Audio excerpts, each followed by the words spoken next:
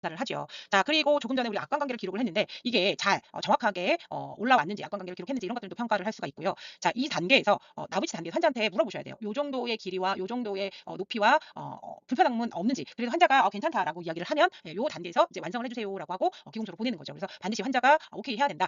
이런 것들은 알고 계셔야 되겠죠.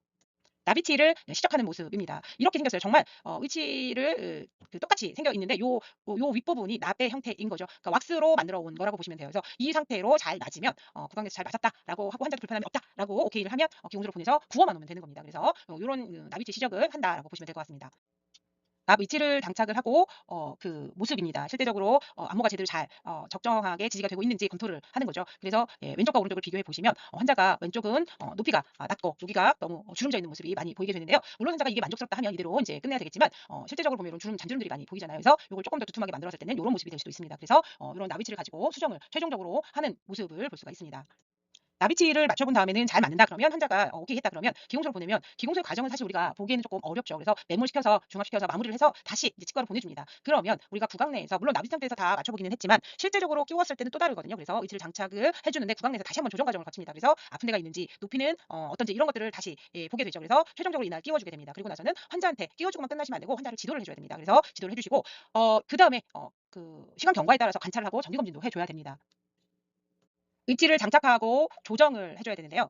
한 번에 장착을 한다고 해서 그 아프거나 이런 것들이 없는 건 아니에요. 그래서 물론 그 전에 나비치 상태에서 조절을 하긴 했지만 실제적으로 이제 만들어 오게 되면 환자들이 또 불편한 점들이 있어요. 그래서 어떤 것들을 보느냐, 의치상의 변연부, 그 뜨는 곳이 없는지 이런 것들을 보게 되고요. 연마면, 그다음에 전만 그 안에 있는 점막면 이런 것들이 잘 맞는지 적합성을 봅니다. 그리고 만약에 환자가 아프다 이런 문제가 생길 수도 있잖아요. 그래서 실리콘 페이스트라든지 크림 형태 이런 것들이 또 그 압력을 어디에가 조금 더 많이 주는가 이런 것들을 알게 해주는 압력 인기제라는 것이 있습니다. 그래서 이런 것들을 의치상의 전막면, 잇몸하고 닿는 면이죠. 그래서 이런 전막면에 도포를 해서 손으로 꽉 눌러봅니다. 아니면 면봉 이런 것들, 아니면 코튼 뭐 이런 것들을 다 물어보라고 시키죠. 그리고 어디가 아픈지 뭐 이런 것들을 체크를 하는 건데요. 그래서 이런 것들은 이제 적합성 검사다라고 이야기를 합니다. 그리고 이제 그 의치를 끼고 딱딱딱 씹어보세요 하는 것들이 이제 태핑 운동이라고 이야기를 했는데요. 이런 것들을 살펴보고 옆으로 편심 운동, 그 운동을 시키는데 위아래로만 움직이는 것이 아니라 옆으로도 교합을 시켜보는 거죠. 그래서 접촉 검사 어디가 뜨진 않나 이런 것들을 확인을 합니다. 자, 적합성 검사를 할 때 우리가 재료 중에 실리콘을 이용하는 방법이 있습니다. 그래서 이 내면에다가 실리콘을 넣고 다시 구강 내에다가 꽉 눌러서 굳을 때 보시면 굉장히 어떤 데는 하얗고 어떤 데는 빨갛잖아요. 먼저 잇몸에 닿기 때문에 많이 빨갛게 보이는 겁니다. 그럼 요 부분만 너무 많이 삭제를 해주시면 안 되고 조금씩 삭제를 해주시면서 균일하게 맞춰주시는 거죠. 자, 이런 거 이 실리콘 페이스트를 이용한 이런 방법도 있고요. 크림으로 된 형태를 이용해서 전막면을 조정을 할 수도 있습니다. 그래서 크림 형태를 요 안에다 도포를 하고 구강 내에다가 다시 넣었을 때 이렇게 울긋불긋한 부분들이 보이게 되죠. 그래서 이런 것들을 조금씩 삭제를 해주는 거고요. 그다음에 이제 교합 검사도 해줍니다. 그래서 교합지를 눌러서 이런 것들을 검사를 하죠. 그리고 이제 그 오크루잘의 인디케이팅 왁스를 이거는 반드시 사용하지 않고 교합지를 사용하는 방법이라고 이제 여러분들이 보시면 될 것 같은데요. 이렇게 왁스가 얇게 되어 있습니다. 그래서 교합면 위에다가 왁스를 넣고 꽉 씹게 해서 어디가 조기에 닿는지 이런 것들을 보게 하는 것들도 있습니다. 그래서 이런 것들을 이용해서 검사를 하죠. 기공 단계인데요. 우리가 만들지는 않지만 기공소에서 어떤 식으로 만들어 오는지를 한번 살펴보면 좋을 것 같습니다. 이거는 이 파트는 이렇게 하는구나만 알면 되지 외울 필요는 없습니다. 나비치 상태에서 치아도 배열을 해주고 외형, 나비치의 외형을 만들어주는 모습입니다. 그래서 이렇게 왁스를 이용해서 여기 나비치를 추가하거나 삭제하거나 그래서 잇몸에 맞게 치은의 형태를 부여해 줍니다. 이렇게 기공소에서 만들어서 주죠.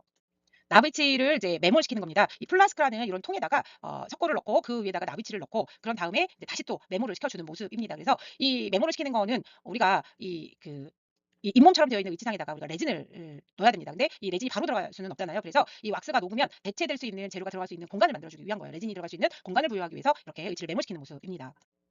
플라스크에다가 석고를 부어서 나비치에 이제 인공체까지 배열된 상태의 이것을 넣어서 매몰시키는 모습이고요. 자, 아까 만들었던 나비치 상태의 왁스는 제거된 모습입니다. 요 안에 왁스를 제거를 하고 그럼 인공체만 이렇게 남습니다. 그러면 이게 공간이 부여가 되어 있는데 여기에다가 이제 레진 분리제를 도포를 하지요.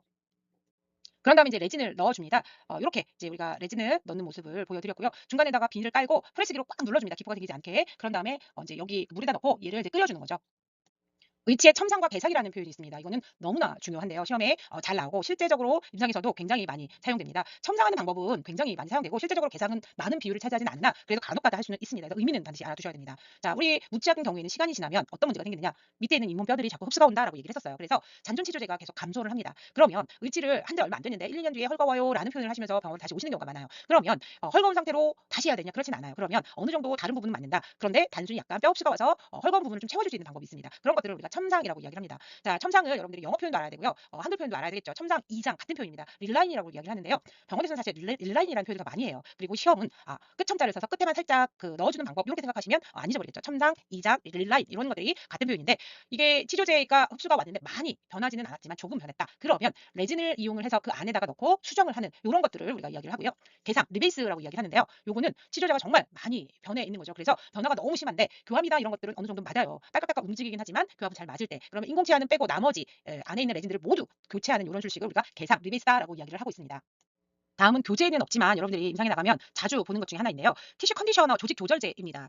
틀니를 했을 때 무조건 다 만든 건 아니고 아니면 발치를 했어요. 그 이미디어트 덴처 그러니까 즉시 위치인 거죠. 이를 뽑고 나서 바로 틀니를 끼워 줬는데 그 잇몸이 아픈 상태인 거잖아요. 그러면 다음에 많이 아플 수 있습니다. 그래서 이런 티슈 컨디셔너라는 이런 조직 조절제를 깔아주게 되면 그래도 완충 작용을 해줍니다. 그래서 틀니가 바로 잇몸에 닿지 않게 이렇게 해서 좀 덜 아프게 해주는 이런 재료도 있습니다. 그런데 이런 것들은 오래 사용할 수는 없어요. 그래서 며칠에 한 번씩 와서 다시 뜯어내고 다시 재도포를 해줘야 됩니다. 그래서 이런 티슈 컨디셔너도 있다. 이런 것들로 이제 우리가 여러분들이 그 이장과 첨상한데 왜 알려줄까? 자, 이장을 할 때도 요걸 씁니다. 여러분들이 무조건 의미는 최종 위치에서만 이런 그 이장 릴라이닝을 하는 건 아니고요. 조직 조절제를 이용해서 릴라이닝을 할 수도 있습니다.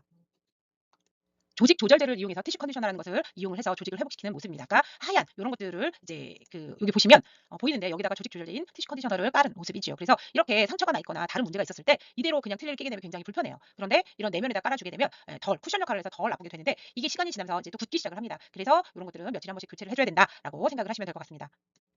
환자를 지도하는 내용들이 있는데요. 치료하기 전에 환자 지도를 하는 것은 어떻게 해야 되는지, 이제 의치를 하는 제작 중에는 어떻게 지도를 해야 되는지, 끼고 나서는 지도하는 걸 어떻게 해야 되는지를 분류를 해서 살펴보도록 하겠습니다. 자, 치료하기 전에 환자 지도는요. 당연히 치료 내용이라든지 진행 과정 이런 것들에 대해서 이해를 시켜야 되겠죠. 그래서 치료 계획서를 이제 작성을 해서 어느 정도 이해를 시켜 주라는 내용들이고요. 이거는 당연한 거이죠. 자, 그런 다음에 총이치를 장착을 했을 때 가능한 이제 예전에 그 빠지기 전에 사진을 갖고 오는 것도 필요합니다. 그래서 처음 그러니까 트리를 매번 여러 번 하셨던 분들은 그런 게 별로 없는데 처음 하시는 분들은 굉장히 불안해하는 이런 것들도 있어요. 안 해본 거에 대한 두려움이 있으니까. 그래서 이런 사진들을 갖고 오도록 해서 불안감을 조금 제거해 줄 필요도 있습니다. 그리고 자, 몇 번에 걸쳐서 의치를 했다. 다시 제작하는 이런 분들도 있겠죠. 그러면 다시 한번 환자분이 그전에 트리를 썼을 때 어떤 불만이 있었고 이런 것들 그리고 어떤 것들은 괜찮았어 뭐 이렇게 얘기할 수도 있잖아요. 그런 것들을 잘 들어주실 필요가 있습니다. 자, 그리고 이제 그 현재 쓰고 있는 이런 트리로 어디까지 드셨는지 먹을 수 있던 것들이 어떤 거 드셨어요라고 이런 것들도 물어보시는 것이 굉장히 좋습니다. 그래서 식사를 어떤 식으로 해야 되는지 지도를 할 때 도움이 되기 때문에 그런 것들도 조사를 해주세요. 어떤 분들은 정말 트리를 끌고 오징어까지 드시는 분들도 계세요. 굉장히 그런 것들도 잘 적응을 하시는 분들도 계시기 때문에 그런 것들을 조사를 하시면 좋을 것 같습니다.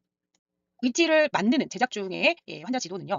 환자를 잘 관찰할 필요가 있습니다. 물론 모든 그 치료에 있어서 치과 의사는 환자를 잘 관찰을 해야 됩니다. 그리고 이 틀니를 처음 하시는 분 같은 경우에는 굉장히 감정이 들쑥날쑥하세요. 그래서 여자분들 같은 경우에는 울기도 합니다. 그런 경우에는 치과 의사한테 이렇게 감정들을 조금 전달을 해줄 필요도 있어요. 그래서 중간자적인 역할을 조금 잘 해주실 필요가 있습니다. 그래서 중간중간에 토닥여 주기도 하시고 그런 것들을 조금 생각을 하시면 좋을 것 같습니다. 총이치를 장착을 한 다음에 환자를 이제 착탈 방법부터 알려주셔야 되겠죠. 어떻게 끼는지, 어떻게 빼는지 이런 것들을 알려줘야 되겠죠. 뺄 때는 이제 전치부에 엄지손가락이나 검지손가락을 끼우듯이 이렇게 해서 아래로 그냥 빼시면 됩니다. 그래서 이거는 별로 어렵진 않은데 상악은 이제 앞니를 이용해서 이렇게 빼면 된다라고 보시면 될 것 같고요. 하악은 아래서부터 위로 이렇게 올리면 되는 거죠. 그래서 검지손가락과 엄지손가락을 끼워서 위로 이렇게 들어 올릴 수 있도록 앞쪽에서 이렇게 빼라라고 얘기를 해주시면 될 것 같습니다. 의치를 장착할 때 주의사항인데요.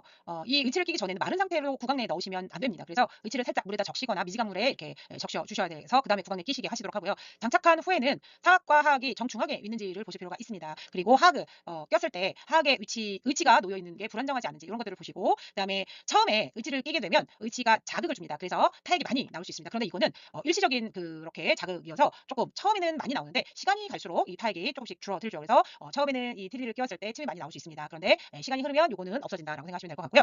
자, 보통은 어금니로 물게 하셔야 돼요. 앞니로 이렇게 물어보세요 하면 앞니로 무는 분들이 계시는데 이 앞니로 꽉 물게 되면 의치는 뜨게 되어 있습니다. 그래서 우리 양측성 평형 교합이라는 것을 앞에서 배웠는데 어금니로 물게 되어 있습니다. 그래서 의치는 한쪽만 물리게 되면 한쪽이 들썩거려서 떠 있게 되고 빠지게 되기 때문에 앞으로 물지 않도록 그리고 의치는 항상 저작을 양쪽으로 해야 된다. 이런 것들을 설명을 해 주실 필요가 있습니다. 의치도 관리를 잘 하지 않으면 문제가 많이 커집니다. 특히 의치 때문에 생기는 염증이 있었죠. 의치 구내염이었습니다. 구강생 관리가 잘 되지 않으면 치석도 쌓일 수 있다라고 이야기를 드렸는데 실제적으로 전망면이 잘 닦이지 않아서 이렇게 곰팡이들이 올라와 있는 모습을 볼 수 있습니다. 그래서 이런 상태로 오시는 분들도 꽤 많습니다. 그래서 위생 관리를 잘 해줘야 된다라는 이야기들을 해주실 필요가 있습니다. 총이치도 연마면이든 아니면 전만면이든 다 골고루 다 닦아주셔야 됩니다. 그래서 보시면 요 안에 안쪽에 요런 부분들도 깨끗하게 다 닦아주셔야 되고요. 연마면도 다 닦아주셔야 됩니다. 치아 위쪽도 다 닦아주셔야 되니까요. 그 대신 치약을 묻히지는 말고 그냥 흐르는 물에서 닦으십시오라고 얘기를 하고 밑에 타일 바닥 보통 우리가 양치질을 어디서 하냐 화장실에서 하잖아요. 타일에 닿으면 깨집니다. 떨어지면 그래서 밑에 보시면 흐르는 물에서 이렇게 물을 틀어놓고 하시든가 아니면 이런 대야 같은 데에다가 물을 담아놓고 그래야지 떨어져도 깨지지 않겠죠. 그래서 이런 것들을 설명해 주실 필요가 있습니다. 의치를 끼고 나서 이제 식사를 지도하는 방법입니다. 일단 먼저 의치를 끼면 입안이 마른 상태가 되면 안 됩니다. 그렇기 때문에 수분을 먼저 섭취할 수 있도록 물이나 이런 것들을 조금 드셔서 촉촉하게 적신 다음에 입술의 폐쇄라든지 혀의 움직임 이런 것들을 살펴볼 필요가 있습니다. 그래서 이렇게 잘 삼킬 수 있는지 이런 것들